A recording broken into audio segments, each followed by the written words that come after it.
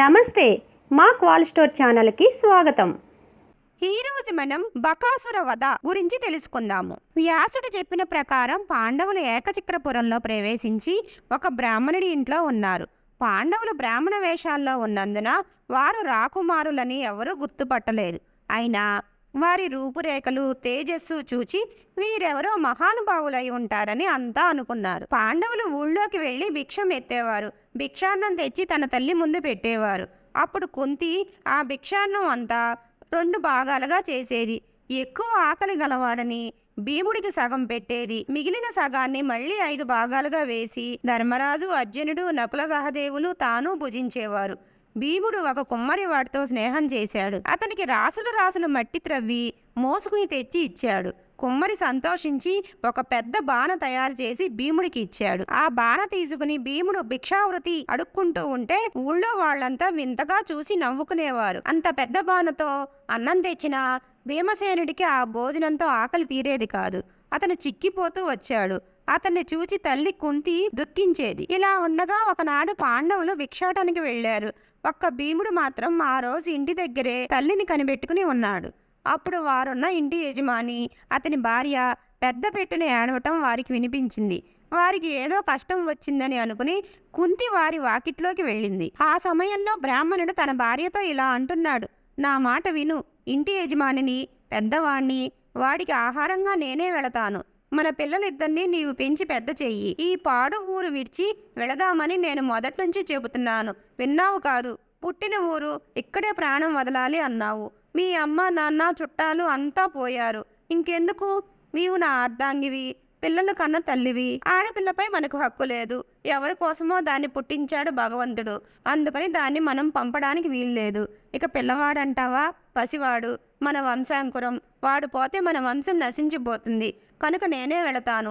నీవు ఎలాగో గుండె రాయి చేసుకుని పిల్లల్ని కాపాడు. భర్త ఇలా చెప్పగా విని భార్య బదులు చెప్పింది, మీరు ఎన్నైనా చెప్పండి, మీరు పోవడానికి నేను ఒప్పుకోను. మీరు లేని జీవితం నాకెందుకు? ఆడదానికి సౌభాగ్యమే ప్రాణం. నాకేం, మీ కళ్ళ ఎదుట హాయిగా పుణ్యశ్రీగా ప్రాణాలు వదులుతాను. భర్త లేని జీవితం ఆడదానికి నరకప్రాయం. లోకులు కాకుల్లా పొడుస్తారు. ఒంటరి దాన్ని చూచి దుష్టులు ఆశపడతారు. పైగా మగదిక్కు లేని పిల్లల్ని నేను పోషించలేను. నన్నే వెళ్ళనివ్వండి. ఇలా భార్య భర్త ఒకరితో ఒకరు పోటీ పడుతూ ఒకరు లేకుండా ఒకరు జీవించలేమని తెలుసుకుని దుఃఖించసాగారు. ఏడుస్తున్న తల్లిదండ్రులను చూచి వాళ్ళ కూతురు ఇలా చెప్పింది, అమ్మా, నాన్న, మీరిద్దరూ ఇలా దుఃఖించడం బాగోలేదు. తల్లిదండ్రుల కష్టాలు తీర్చడం బిడ్డల వంతు. నేనే ఆ రాక్షసుడి దగ్గరికి వెళతాను. అప్పుడు మీరంతా సుఖంగా ఉండొచ్చు. మీ ఇద్దరిలో ఎవరు లేకపోయినా మాకు బ్రతుకు గడవదు. పసివాడైన తమ్ముణ్ణి ఎవరు చూస్తారు? కనుక మీరు నిశ్చింతగా ఉండండి, నేను వెళతాను అన్నది. ఆ అమ్మాయి మాటలు విని తల్లి తండ్రి ఆమెను దగ్గరికి తీసుకున్నారు. తల నిమిరి ముద్దాడారు. ఆ పిల్ల మాటలకు వారి కడుపులు తరుక్కుపోయాయి. పెద్దగా ఏడవటం మొదలుపెట్టారు. అప్పుడు పసివాడైన వాళ్ల కొడుకు జాలిగా తల్లిదండ్రుల వైపు, అక్క వైపు చూశాడు. వచ్చి రాని ముద్దు మాటలతో అమ్మ ఏడవకు, నాన్న ఏడవకు, అక్క ఏడవకే అంటూ వాళ్ళ దగ్గరికి వెళ్ళి బతిమాలాడు. తర్వాత వాళ్ళ ఇంట్లో ఒక మూల ఉన్న కర్ర తీసుకున్నాడు. మీరేం భయపడకండి, నేను వెళ్ళి ఆ రాక్షసుని చంపి వస్తా అని పెద్దగా అరిచాడు. తల్లి తండ్రి అంత దుఃఖంలో మునిగి ఉండి కూడా ఆ పసివాడి ముద్దు పలుకులకు నవ్వుకున్నారు. అక్క కూడా పక్కపక్క నవ్వుతూ తమ్ముడిని దగ్గరికి తీసుకున్నది. ఆ సమయంలో కుంతి వారింట్లోకి వెళ్ళి, అయ్యా, మీకేం కష్టం వచ్చింది? ఎందుకు దుఃఖపడుతున్నారు? చెప్పండి, చేతనైతే సహాయం చేస్తాను అన్నది. అప్పుడు బ్రాహ్మణుడు, అమ్మా, ఈ కష్టం ఒకరు తీర్చేది కాదు, అనుభవించవలసిందే. ఈ ఊళ్ళో వాళ్ళ అవస్థ ఏమని చెప్పేది తల్లి? ఈ ఊరికి సమీపంగా ఒక పెద్ద గుహ ఉన్నది. ఆ గుహలో ఒక రాక్షసుడున్నాడు. వాడి పేరు బకాసురుడు. మహాభయంకరుడు. ఈ పట్టణానికి, ఈ దేశానికి కూడా వాడే రాజు. 13 ఏళ్ల నుండి ఈ నగరాన్ని వాడు పట్టి పీడిస్తున్నాడు. అసలు రాజు రాక్షసుడికి భయపడి పారిపోయాడు. వేత్రలోయ అనే చోట దాక్కున్నాడు. ప్రజల సంగతే పట్టించుకోవడం లేదు. బకాసురుడు నరమాంస భక్షకుడు. వాడు ఊరి మీద పడి అందర్నీ చంపి భక్షిస్తూ వచ్చాడు. అప్పుడు ఊళ్ళో వాళ్ళంతా కలిసి ఆ రాక్షసుడితో ఒక నియమం ఏర్పాటు చేసుకున్నారు. వారానికి ఒకరోజు 2 ఎడ్ల బండి నిండా అన్నం, పెరుగు, కళ్ళు, రకరకాల పదార్థాలు కుండల్లో పోసి వంతుల ప్రకారం ఇంటికి మనిషి చొప్పున పంపేటట్లు ఆ మనిషిని, ఎడ్లను తిని అన్నం పదార్థాలు భక్షించి కళ్ళు తాగి ఆ రాక్షసుడు తృప్తి పడేటట్లు ఊళ్ళో మనుషుల జోలికి రాకుండా ఉండేటట్లు ఒప్పందం కుదుర్చుకున్నారు. రాక్షసుడు అందుకు ఒప్పుకున్నాడు. అప్పటి నుంచి అలాగే వంతుల ప్రకారం ఊళ్ళో జనం వాడికి ఆహారంగా మనుషులను పంపుతున్నారు. వాడు ఊరి మీద పడక ఊరుకుంటున్నాడు. ఇప్పుడు మా వంతు వచ్చింది. మా కుటుంబంలో ఎవరో ఒకరు బకాసురుడికి ఆహారంగా వెళ్ళాలి. ఎవరినైనా మనిషికి డబ్బిచ్చి పంపించడానికి మాకు తాహత లేదు. నేను వెళతానంటే నా భార్య తాను వెడతానంటది. చూడమ్మా, మాకు 2 పిల్లలు. ఈ పసివాళ్ళు మేమే వెళతామంటున్నాం. అది తల్లి మా కథ అని చెప్పాడు బ్రాహ్మణుడు వివరంగా. ఆ బ్రాహ్మణ స్త్రీ కూడా తమ దురవస్థ కుంతీదేవికి చెప్పుకుని దుఃఖించింది. ఇదంతా విని కుంతికి గుండె నీరయ్యింది. వెంటనే ఇంటికి వచ్చి ఈ విషయమంతా భీముడితో చెప్పింది. రాక్షసుడి దురాగతం గురించి వినగానే భీముడికి వీరావేశం పొంగి వచ్చింది. తాను వెడతానని చెప్పవలసిందిగా తల్లికి చెప్పాడు. కొడుకు సంగతి తెలుసు కనుక కుంతి బ్రాహ్మణుడి ఇంటికి వెళ్ళింది. అయ్యా, నాకు 5 కొడుకులు, మీరేం దిగులు పడవద్దు. ఒక కొడుకు కుంభం తీసుకుని బండి కట్టుకుని బకాసుడి వద్దకు వెళతాడు అన్నది. అది విని బ్రాహ్మణుడు అతని భార్య చాలా దుఃఖపడ్డారు. అమ్మా, మీరెవరో ఎక్కడి నుంచో వచ్చి మా ఇంట్లో తలదాచుకుంటున్నారు. అలాంటిది మా కోసం మీ పిల్లవాడి ప్రాణాలు బలి చేయవద్దు అని ప్రార్థించారు. అప్పుడు కుంతి, అయ్యా, నా కొడుకు సామాన్యుడు కాదు, మంత్రశక్తి కలవాడు. రాక్షసుడిని చంపివేస్తాడు. ఇదివరకు మా వాడు రాక్షసులు అనేక మందిని చంపాడు కనుక మీరేం భయపడవద్దు అని చెప్పి వారిని ఒప్పించింది. తాము పాండవులమని, ఆ వెళ్లేది భీముడని లోకానికి తెలిస్తే దుర్యోధనుని వల్ల ఏమి ఆపద వస్తుందో అని కుంతి తమ అసలు సంగతి బయట పెట్టకుండా వ్యవహరించింది. ఇంతలో భిక్షాటనకు వెళ్లిన ధర్మరాజాదులు ఇంటికి వచ్చారు.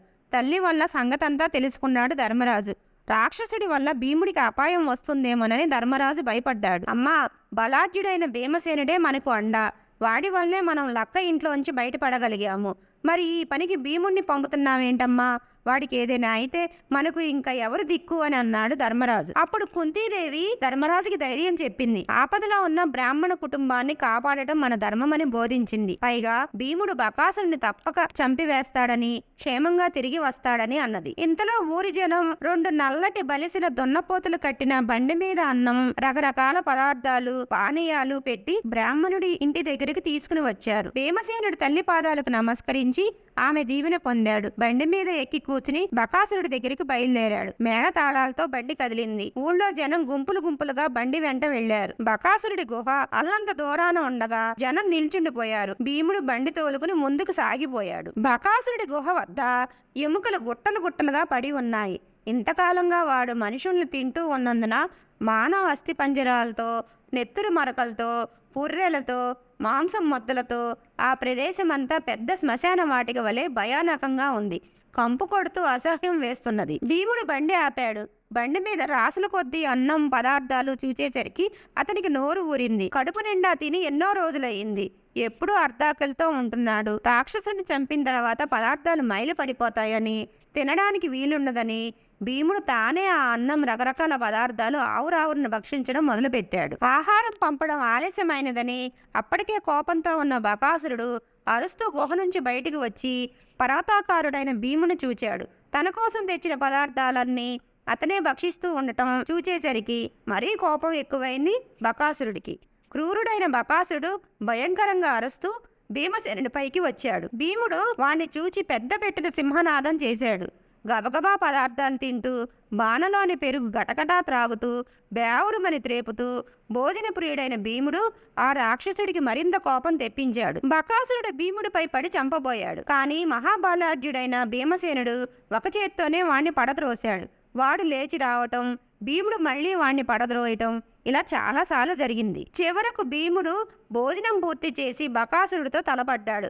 వారిద్దరికీ భయంకరమైన యుద్ధం జరిగింది. భీముడు బకాసురుని కింద పడదోసి మీద ఎక్కి కూర్చున్నాడు. ముష్టిఘాతాలతో వాణ్ణి హింసించాడు. బకాసురుడి నోట నెత్తురు కక్కి ప్రాణాలు వదిలాడు. ఏకచక్రపురం జనులకు శాశ్వతంగా బకాసురుడి పీడ విరగడైపోయింది. బకాసురుడిని సంహరించిన భీముణ్ణి ఆ ఊరి జనమంతా అనేక విధాలా పొగిడారు. తమకు ప్రాణదానం చేసిన మహాత్ముడని శ్లాఘించారు. భీముడు క్షేమంగా ఇంటికి వచ్చి జరిగిన సంగతంతా తల్లికి, అన్నకు, తమ్ములకు చెప్పాడు. వారు ఎంతో సంతోషించాడు. పురజనుల ఆనందానికి హద్దే లేదు. బకాసుడి బాధ తొలగినందుకు ఏకచక్ర నగరపురం వాసులు సంతోషంతో పెద్ద పండగ చేసుకున్నారు. మరిన్ని విశేషాలతో నెక్స్ట్ వీడియోలో కలుసుకుందాం. ఈ వీడియో కనుక మీకు నచ్చినట్లయితే లైక్ చేయండి, షేర్ చేయండి, సబ్స్క్రైబ్ చేయండి. అలాగే పక్కనే ఉన్న బెల్ ఐకాన్ని క్లిక్ చేయటం మర్చిపోకండి.